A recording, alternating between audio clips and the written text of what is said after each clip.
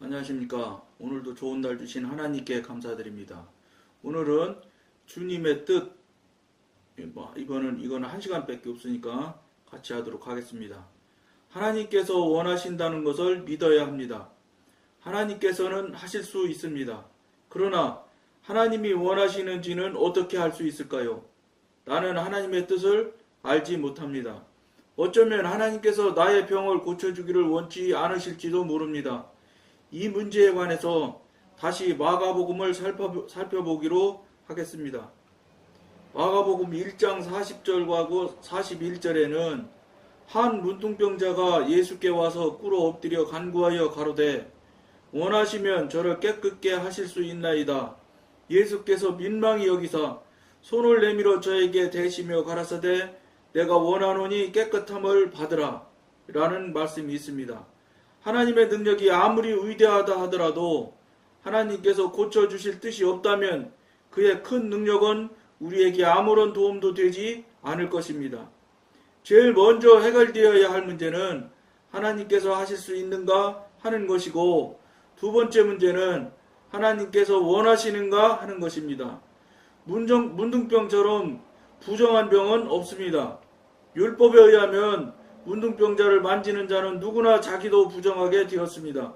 그러나 주님께서는 문둥병자를 만지시면서 내가 원하노니 라고 말씀하셨습니다.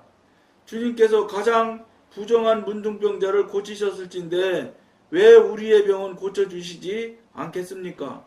우리는 담대하게 하나님은 하실 수 있다, 하나님은 원하신다고 외칠 수 있어야 됩니다.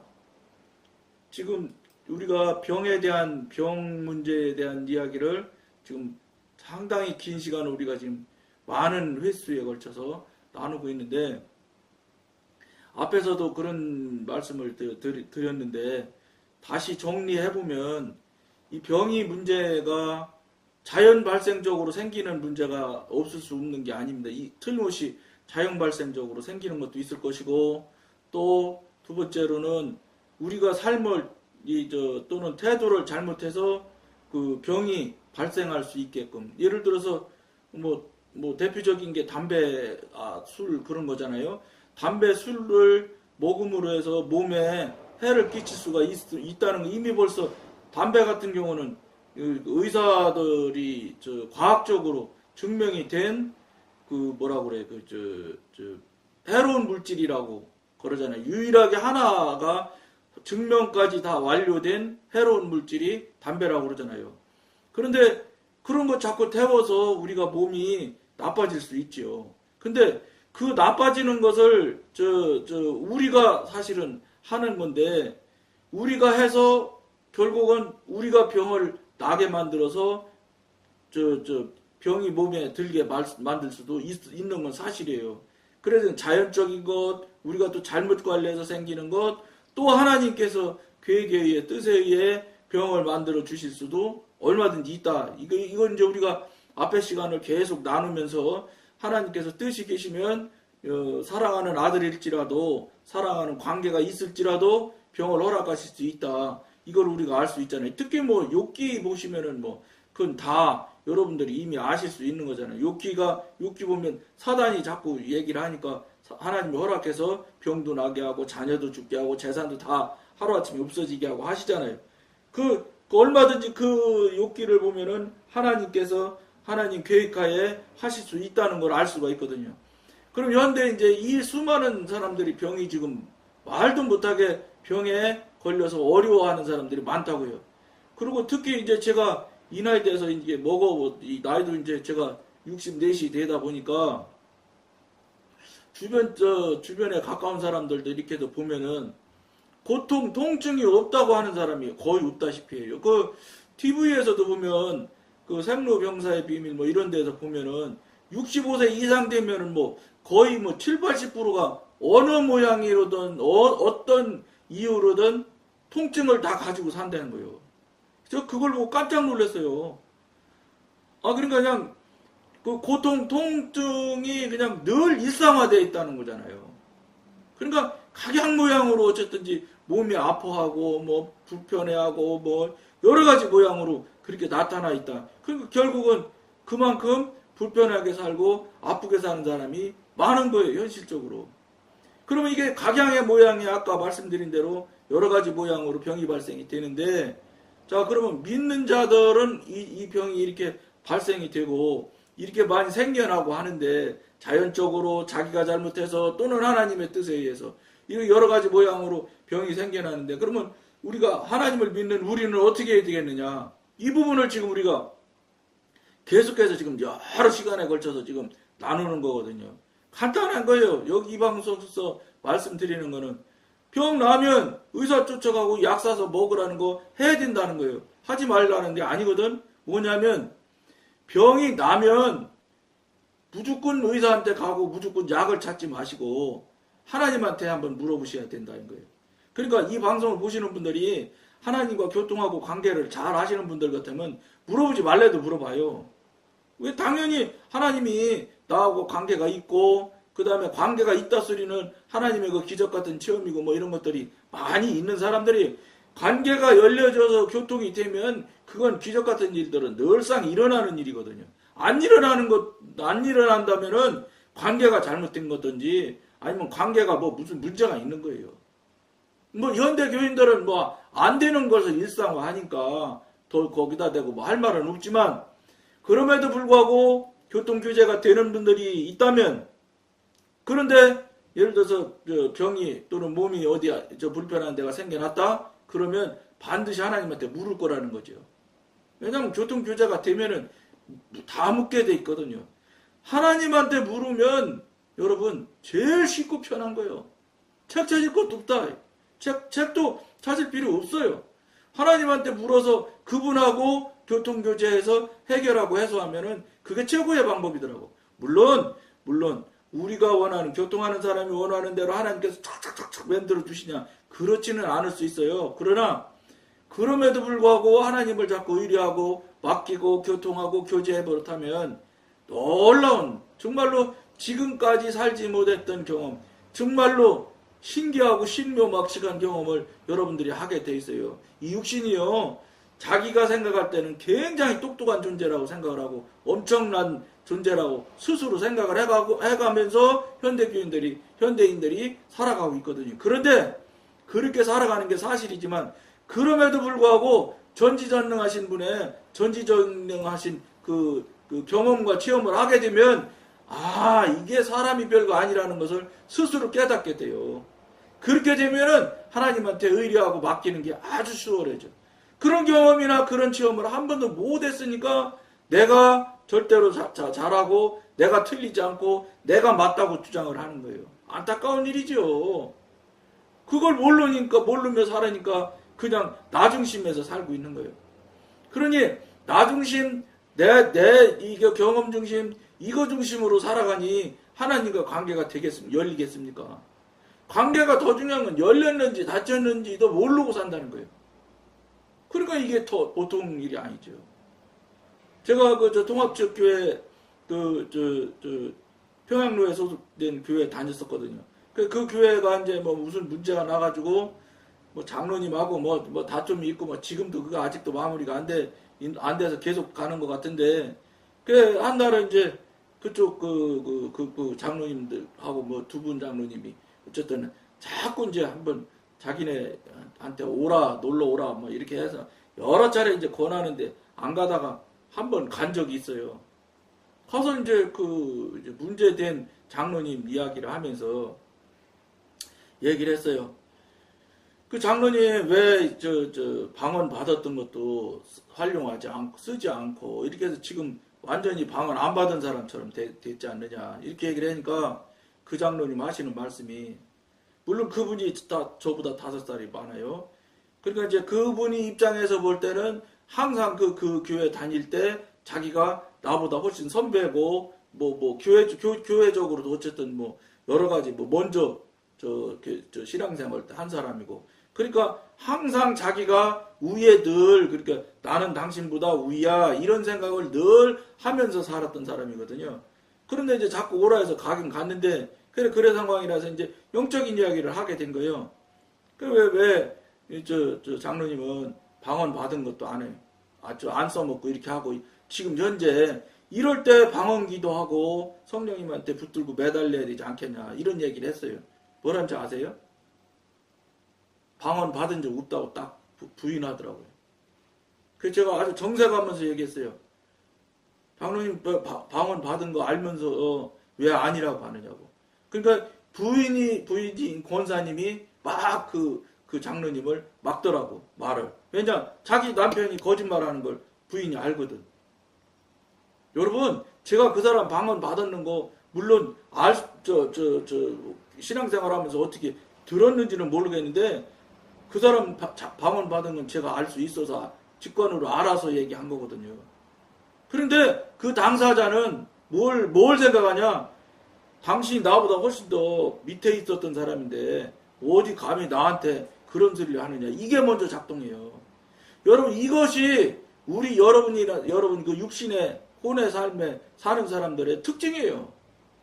그 말이 정말로 진실이고 맞는 말인데 맞는 말임에도 불구하고 막 거부를 하면서 거부가 왜 해요? 속에서 이거 뭐 나보다 훨씬 더 밑에 사람이 감히 5살이나 밑에 있었고 나한테 저 새까만 밑에 교인이었던 자가 나보고 어쩌 이래? 이게 먼저 작동을 해요. 찔림이 먼저 작동을 하는 게 아니라. 여러분 이 방송 보시는 분들 중에 그런 문제가 작동이 먼저 되는 사람이 아주 많습니다. 왜냐 생각해보세요. 이 방송 들어보면 무슨 뭐 신학적으로 뭐 신기한 얘기 뭐 신학적으로 뭐 깊은 얘기를 합니까? 뭘 합니까? 저도 사실 여러분한테 말씀드렸지만 제가 여러분 실력 없어요. 신학교 다닌 것도 아니고. 그러니까 저거 들어보나 별로 아는 것도 없고 뭐 신학적으로 별거 아니네. 그러니까 뭐 이렇게 하고서 그 똑같은 그런 태도로 여러분들이 이 방송을 얼마든지 볼 수 있어요. 그게 뭔지 아세요? 육신의 특성이에요. 당연히 그건 육신에서 나오는 건 당연한 이치. 그러니까 거기서 무슨 해결책이 해소책이 나오겠어요. 그러나 말거나 오라고 그랬고 갈 마음이 생겨서 갔는데 얘기 계속 했지요. 막 무시해버리고 자기는 내가 당신보다 훨씬 더 우위에 있는데 이런 태도를 하지만 그냥 무시해버렸어요. 무시해버리고 막 계속 영적인 얘기 했지요. 장로님 그렇게 해서갖고는 해결 안 된다. 그럼 어쨌든 많은 얘기를 했어요. 그 이제 부인 그 권사님이 놀래더라고요. 영적인 얘기 여기서는 가끔가다 한 번씩 간증 비슷한 얘기 해주잖아요. 그런 거죠. 몇 가지 얘기를 해줬죠. 거기 앉은 분들이 교직은 다 높은 사람들이에요. 권사 최소한도 안수집사 이런 사람들이었거든요. 거기 앉아 있는데 그 사람들이 모두 다 신기하게만 생각을 해요. 근데 사실은 거기 가서 제가 여러 차례 이야기하고 그래서 나눈 사람들이거든요. 그런데 그렇게 여러 차례 했는데 그거 다 잊어먹어요. 새롭게 또 얘기하잖아요. 그때 또 새로워져서 처음 들은 것처럼 그런 태도로 대한다고. 이게 뭔지 아세요? 육신의 특성이에요. 육신의 특성에 그 뒤 배경에는 뭐가 있냐? 사단이 웅크리고 있거든요.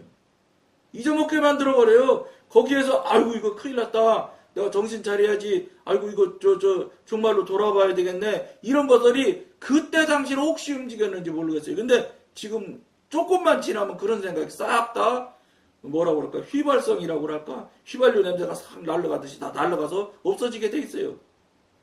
그 당시 휘발유 냄새가 막 날 때 그때 당시는 들으면은 이거 큰일 났네. 이거 내가 나 자신을 돌아봐야 되겠네. 이런 생각을 하게 돼요. 그런데 조금만 지나면 다 휘발성이 돼서 다 날아가요. 이게 뭔지 아세요? 사단의 방법이에요. 우선 1차 아주 가장 저급한 사단의 대비책이죠. 이런 걸 몰라요, 사람들이.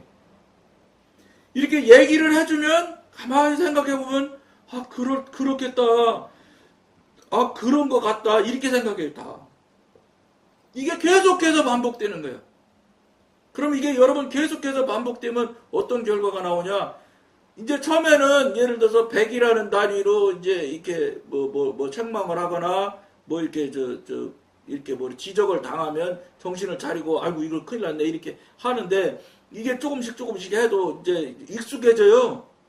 여러분 그거 금방 익숙해집니다. 왜냐? 육신이니까. 그러니까 그 사람은 사회적인 동물이라고 그러잖아요. 어느 환경이든지 다 맞춰가면 살아가게 돼 있잖아요. 그런 것을 그렇게 적용하거든. 거기에다 써먹어. 이게 그거를 사단이 제가 보기로는 그런 그 역량을 사단이 우리 역량을 오도하는 거예요. 오도.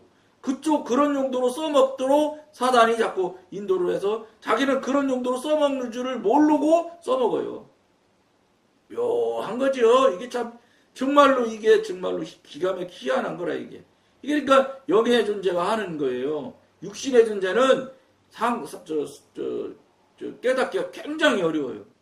그러니까 제가 얼마 전에도 말씀을 드렸는데 이 영성훈련하는 강사 목사님들까지 하셨던 분들이 그분들이 영성훈련 저보다 훨씬 더 고차원에서 움직였던 사람들이에요. 그런데 어느새인지 딱 끊어지고 막히면 그 사이에 벌써 사단이 들어와서 한마디로 말해서 그 피보급이라는 거 그거 추정 60분에 나와서 들어보니까 야, 그 초등학생이 들어봐도 말도 안 되는 소리더라고.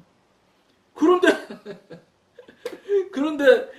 아휴, 영성훈련 강사님 하셨다는 목사님들이 뭐 4분인가가 있다 소리를 들었어요. 부부가 거기 또 가면 이혼하라고 그런다며. 그걸 수긍하고 다 거기에 미안한데 그건 뭐 완전히 이단이고 뭐 그건 완전히 사이비야 이단이라고도 할 것도 없어. 뭐 이게 내가 보기엔 진짜 한마디로 진짜 웃음도 안 나오더라고. 거기에 폭력 빠져가지고 거기 들어가면 다 이혼한다대요. 그런 말에 속고 빠져요. 야, 그렇게 분별도 잘하고 성령님과 교통교제가 그렇게 능숙하고 능통했던 사람들이 직관이 열려서 직관으로 막 보고 얘기하고 강의하고 했던 양반들이 어느 순간에 그 모양이 됐다는 걸 보고는 좀 놀랐어요. 야, 이게 육신 가지고는 3차원 가지고는 어림도 없는구나. 이게 우리를 넘겨뜨리려고 하는 사단이 이게 정말로 영적인 존재고 영물이구나. 이거 못 당하는구나. 이걸 확실히 알았어요. 하나님과 관계가 끊어져서 그 맥을 놓치게 되면은 우리는 죽었다 깨어나도 사단 못 막아요. 우리 힘으로는. 힘이 안 되죠. 저쪽은 차원이 다른 차원에 있는 존재고 우리는 3차원이란 차원에 지금 막혀서 시간, 공간, 육신에 막혀서 육신만 조금만 아파도 절절절절 매는 이런 존재인데 영의 존재를 어떻게 막아요. 근데 이걸 참 안타까운 게 이것조차를 모른다는 거예요. 영이 있으면 알아요, 다. 근데 영이 속이고 있는 걸 모르는 거예요. 설마 그럴 리가 있겠어? 왜 이 설마가 자꾸 얘기를 하느냐면, 속고 사는 사람 숫자가 절대 다수예요. 너무 많은 숫자가 속고 지금 현재 살고 있거든. 그러니까 자기처럼 살고 있는 사람들이 나처럼 사는 저 많은 숫자가 너무 많으니까 그거에 익숙함을 가져요. 이게 육신의 특성이에요. 숫자 많으면 넘어가는 거. 그러니까 어떤 교통학 측의 교회 목사님 아들한테 가진 방법으로 해가지고 아들한테 남겨놓고 그 교인들이 찬성하는 게 73.몇 프로 찬성한다고 장로님이라는 분이 나와서 그래요. 그리고 73.몇 프로 찬성하니까 아무 문제 없다는 거예요. 하나님도 찬성했을 거라는 거예요. 근데 손석희라는 분하고 JTBC에서 인터뷰하는 내용을 내가 들었는데 손석희 사장이라는 앵커가 그거 장로님 하나님한테 물어봤냐고요? 안 하더라고. 그거 한번 물어봤으면 참 좋겠는데 뭐라고 대답할지 궁금했어요. 진짜로. 하나님한테 물어보거나 하나님한테 말했다 소리는 아무 말도 안 해요. 당연히 안 했으니까 못하지요. 말 안 하는 게 아니라. 그러면서 73.몇 프로가 찬성했으니까 우리 내부적으로는 아무 하자가 없는데 왜 자꾸 외부 교회들에서 외부 교인들이 난리를 치는지 모르겠다. 막 이렇게 얘기를 하더라고요. 우리 교회는 너무 편안하다는 거예요. 여러분 73% 아니라 99.9%가 맞아도 하나님이 아니라면 틀려야지 되는 거예요. 그게 신앙의 본질이고 바닥이 돼야 돼. 무슨 소리냐? 하나님의 뜻이 모든 것이 시작점이고 모든 것의 근거가 돼야 돼. 근원이 돼야 돼. 그렇지 않으면 신앙이 아닌 거예요. 신앙이 아닌 게 뭐 민주주의로 해서 다수결로 해서 숫자 많으면 그냥 무조건 그리 간다면 그거 신앙이 그게 민주주의지. 그게 전지전능하신 하나님을 믿는 얘기가 아니지. 숫자 놀이하는 거지, 숫자. 그러니까 예를 들어 숫자만 많으면 무조건 일이 갔던 것도 갑자기 일이 바꿀 수도 있다는 논리가 지금 한국 교회에서는 완전히 뿌리내려 있어요. 그 중에서 조금 변질이 된 게 뭐냐? 담임 목사님이 권세가 제일 세. 담임 목사님 뜻에 거의 다 가거든. 근데 그 담임 목사님이 하나님 뜻대로 가느냐? 아니거든. 자기 뜻대로 가거든. 자기가 생각하고, 자기가 경험하고, 자기가 생각하는 것이 하나님이 맞다고 생각할 것이라고 생각하면서 가는 거예요, 사실은. 그분 하나님한테 물어서 하는 사람 같으면 교회에서 그런 일이 나타날 수가 없어요. 하나님한테 물어서 아들한테 세습하라고 하나님이 하실 수도 없지만 하셨다고라도 거짓말이라도 해서 그렇게 해서 그 교회를 끌고 간다면 모르겠는데 그럼 이제 차라리 거짓말한 사람이 책임을 져야 되겠죠. 근데 하나님께서 그렇게 하면 그 많은 성도들을 그냥 넘어뜨리게 하나님이 그냥 놔두실까요? 그러니까 이제 그 얘기 못하지. 겁나고 무서우니까. 그 하나님 무서운 건 알지요. 이게 여러분 우리 현대 한국교회 현실에 정말 틀림없는 사실이에요. 그러니까 어떤 사람이 어떤 의견에 교인들이 몇 프로가 찬성하고 그 말이 맞다고 생각하는 사람 숫자가 몇 명이냐에 따라서 교회를 끌고 간다요 지금. 그러니까 하나님은 간단히 얘기하면 다른 얘기하라 다른 관점에서 얘기하면 뭐라고 하냐. 하나님은 안 계신 거죠. 하나님한테 묻지 않으니까. 근데 그것도 저도 이해는 해요. 왜냐? 물을 사람이 없는 거요. 교통교제가 안 되고 관계가 다 막혔는데 물어볼 수가 있나? 뜻을 구할 수가 없어. 그러니까 자기가 열심히 자기 나름대로 기도한다고 하겠지요. 하나님이 대답도 응답도 안 하는 기도. 벽을 치는 기도. 허공에 날아가는 기도. 그걸 하면서도 기도하면 자기가 기도로 얘기했을 거 아니에요? 그럼 이제 하나님은 들으셨을 거야. 그러니까 들었으니까 나는 무조건 가면 돼. 이렇게 하고 가는지는 또 모르겠어. 제가 보기에는 그렇게 하면서라도 교회를 끌고 가는 목사님들 그것도 별로 없을 거예요. 자기 생각대로 그냥 하지. 하나님한테 뭐 물어보는 그냥 듣든지 말든지 응답이 있든지 말든지 그냥 얘기라도 하고 그냥 가느냐 그런 목사님도 많지 않을 겁니다. 그냥 자기가 그냥 살아오며 자기 나름대로 목사님들끼리 여러 가지 모양의 소리를 듣잖아요. 알잖아요. 그러니까 장로는 장로들끼리 모여서 여러 가지 이야기 듣듯이. 그러면 목사님대로 그 다른 교회 어떻게 가고 뭐 다른 교회는 어떤 방법으로 또 뭐 하고 막 이런 걸 다 하니까 그냥 그 지식으로 그냥 가고 있을 거예요. 있는 경우가 잘은 몰라도 거의 다수가 다 그런 수준에 멈춰 있을 겁니다. 왜 그러냐? 왜 이런 말을 제가 하느냐? 그건 육신이거든요. 그 목사님들.